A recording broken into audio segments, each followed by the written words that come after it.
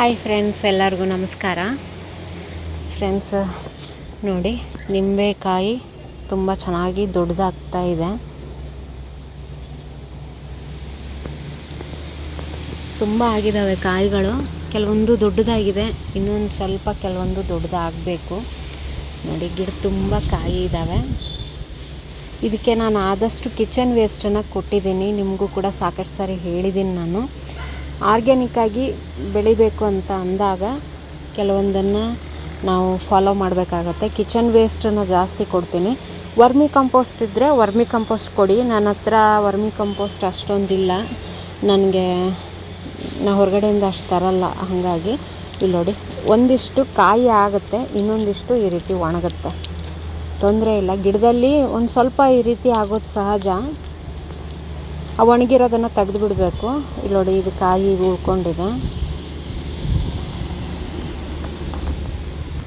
ಹಾಗೆ ನಿನ್ನೆ ಒಂದು ವಿಡಿಯೋ ಹಾಕಿದ್ದೆ, ಆಲೂಗಡ್ಡೆ ತೆಗ್ದಿರುವಂಥದ್ದು 1 kg ಬಂದಿದೆ ಅಂತ ಹೇಳಿದ್ದೆ ನಿಮಗೆ. ಅದು ಪಾಟು ಖಾಲಿ ಇದೆ, ಅದನ್ನು ಅಲ್ಲಿ ಇಟ್ಟಿದ್ದೀನಿ. ಅದಕ್ಕೆ ಈಗೇನು ಮಾಡ್ತೀನಿ, ಪಾಟನ್ನು ರೆಡಿ ಮಾಡ್ಕೋತೀನಿ. ನನ್ನ ಹತ್ರ ಸ್ವಲ್ಪ ಗಾರ್ಡನ್ ವೇಸ್ಟ್ ಇದೆ. ಇಲ್ಲಿ ನೋಡಿ, ಇದು ಬಾಲ್ಕನಿನಲ್ಲಿ ನಾನು ಸ್ವಲ್ಪ ಕ್ಲೀನ್ ಮಾಡಿದೆ. ಅದರಲ್ಲಿ ಒಂದು ಸ್ವಲ್ಪ ಗಾರ್ಡನ್ ವೇಸ್ಟ್ ಸಿಕ್ಕಿದೆ. ಅದನ್ನೇ ಇದಕ್ಕೆ ಹಾಕೋತೀನಿ ನಾನು. ಇದಕ್ಕೆ ಹೋಲ್ ಜಾಸ್ತಿ ಇರೋದ್ರಿಂದ ಪಾಟ್ಗೆ ಈ ರೀತಿಯಾಗಿ ಅಕ್ಕಿ ಚೀಲ ಅದೆಲ್ಲ ತಂದಿರ್ತೀವಿ ನೋಡಿ, ಬಟ್ಟೆದಿರುತ್ತಲ್ಲ, ಅದನ್ನೇ ನಾನು ಕವರ್ ಮಾಡ್ತೀನಿ. ಎಲ್ಲಿ ಹೋಲ್ ಇದೆಯಲ್ಲ ಅಲ್ಲಿ. ಇದನ್ನು ಮೊದಲೇ ಹಾಕಿದ್ದೆ ನಾನು, ಆಲೂಗಡ್ಡೆ ಟೈಮಲ್ಲೂ ಕೂಡ ಹಾಕ್ತೀನಿ. ಹೋಲ್ನ ಕವರ್ ಮಾಡಿಬಿಟ್ಟು ಸ್ವಲ್ಪ ಮಣ್ಣನ್ನು, ಈ ಮಣ್ಣನ್ನು ಸ್ವಲ್ಪ ಹಾಕ್ತೀನಿ.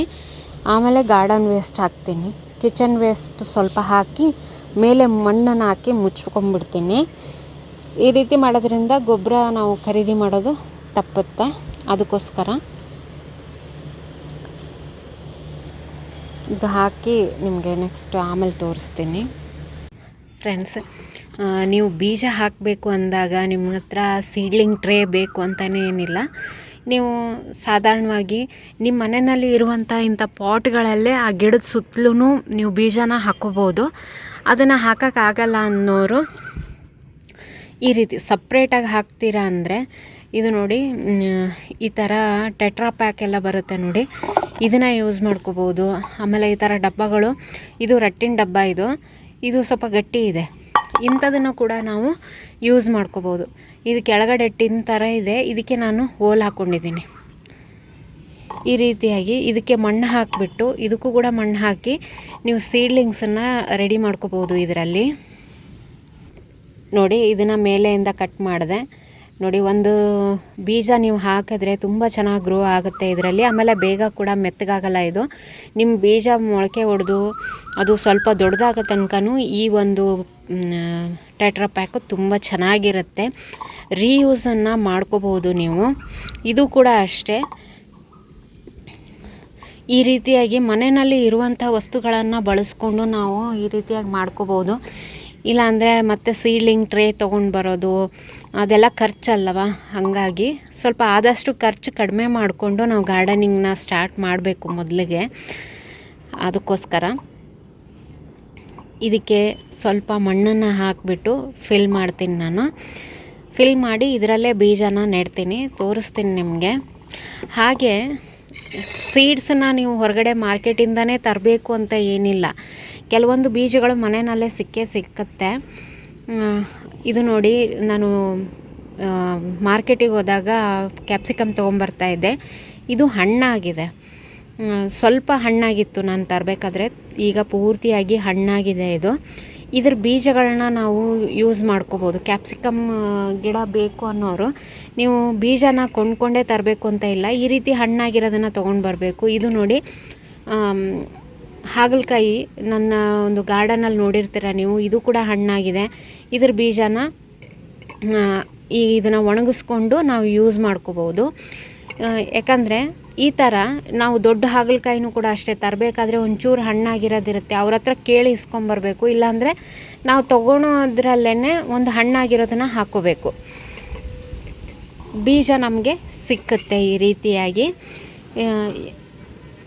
ಆಮೇಲೆ ಒಣ ಮೆಣಸಿನ್ಕಾಯಿ ಮನೆಯಲ್ಲಿ ಇರುತ್ತೆ, ಅದನ್ನು ಕೂಡ ಯೂಸ್ ಮಾಡ್ಬೋದು. ಟೊಮೆಟೊ ಹಣ್ಣು ಅದರದ್ದು 1-2 ಸೀಡ್ಸ್ ಹಾಕಿದ್ರೂ ಸಾಕು ಫ್ರೆಂಡ್ಸ್, ಸಾಕಷ್ಟು ಆಗುತ್ತೆ. ಒಂದು ಟೊಮೆಟೊ ಹಣ್ಣಿಂದ ಏನಿಲ್ಲ ಅಂದರೂ ಒಂದು 100 ಗಿಡಗಳು ಸಿಕ್ಕುತ್ತೆ ನಿಮಗೆ. ಆ ಥರ ಅದನ್ನು ಕೂಡ ನೀವು ಯೂಸ್ ಮಾಡ್ಕೋಬೋದು. ಮನೆಯಲ್ಲೇ ಸಾಕಷ್ಟು ತರಕಾರಿ ಬೀಜಗಳು ಸಿಕ್ಕುತ್ತೆ ನಮಗೆ, ನಾವೇನು ಹೊರಗಡೆಯಿಂದ ತೊಗೊಂಡು ಬರೋ ಅವಶ್ಯಕತೆ ಇಲ್ಲ. ನಿಮಗೆ ನೆಕ್ಸ್ಟ್ ಅದನ್ನು ಕೂಡ ಒಂದು ವಿಡಿಯೋ ಹಾಕ್ತೀನಿ. ಇವತ್ತು ಈ ಬೀಜನ ಹಾಕೋಣ ಅಂತ ಹೇಳಿ ತೊಗೊಂಡು ಬಂದಿದ್ದೀನಿ ನಾನು. ಆಮೇಲೆ ಇದು ಒಂದು ಬೆಂಡೆಕಾಯಿ ಕೂಡ ಅಷ್ಟೇ, ಬಲ್ತಿರುವಂಥದ್ದನ್ನು ನೀವು ತೊಗೊಂಡು ಬಂದು ಅದರಲ್ಲಿರೋ ಬೀಜನ ಒಣಗಿಸಿಟ್ಕೊಂಡ್ರೆ ಅದು ಕೂಡ ಬರುತ್ತೆ.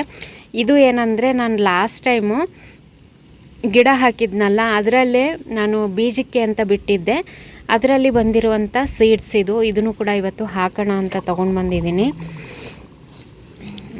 ಎಲ್ಲೆಲ್ಲಿ ಹಾಕ್ತೀನಿ ಗೊತ್ತಿಲ್ಲ, ಎಲ್ಲಿ ನನಗೆ ಜಾಗ ಸಿಕ್ಕುತ್ತಲ್ಲ ಅಲ್ಲೆಲ್ಲ ಹಾಕೋತೀನಿ ನಾನು ಅದಕ್ಕಾಗಿ ಒಂದು ಟ್ರೇನ ಏನು ರೆಡಿ ಮಾಡಲ್ಲ ಸದ್ಯಕ್ಕೆ.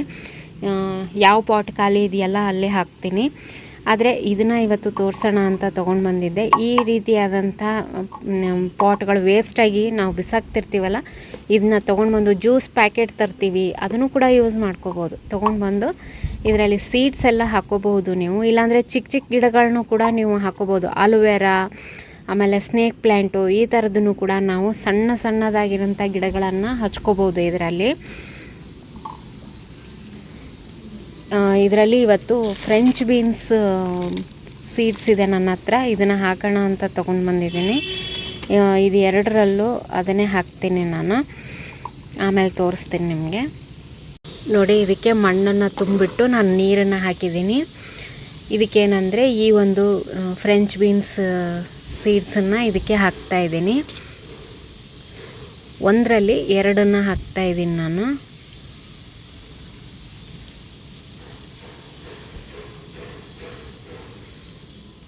ಸ್ವಲ್ಪ ದೂರ ಹಾಕ್ತಾಯಿದ್ದೀನಿ.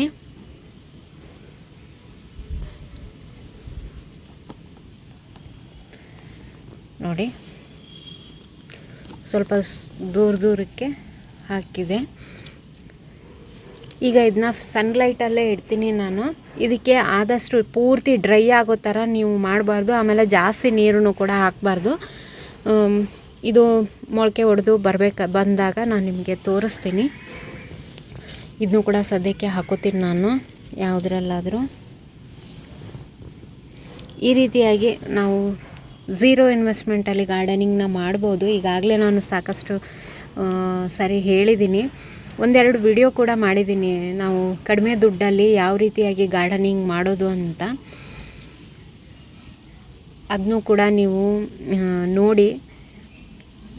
ಈ ಒಂದು ಇನ್ಫಾರ್ಮೇಷನ್ ನಿಮಗೆ ಇಷ್ಟ ಆಗಿದ್ದರೆ ಒಂದು ಲೈಕ್ ಮಾಡಿ ಫ್ರೆಂಡ್ಸ್. ಇನ್ನೂ ತನಕ ನನ್ನ ಚಾನಲ್ ಸಬ್ಸ್ಕ್ರೈಬ್ ಮಾಡಿಲ್ಲ ಅಂದರೆ ದಯವಿಟ್ಟು ಸಬ್ಸ್ಕ್ರೈಬ್ ಮಾಡಿಕೊಂಡು ವಿಡಿಯೋಗಳನ್ನು ನೋಡಿ ಸಪೋರ್ಟ್ ಮಾಡಿ ಅಂತ ಹೇಳ್ತೀನಿ. Thank you friends.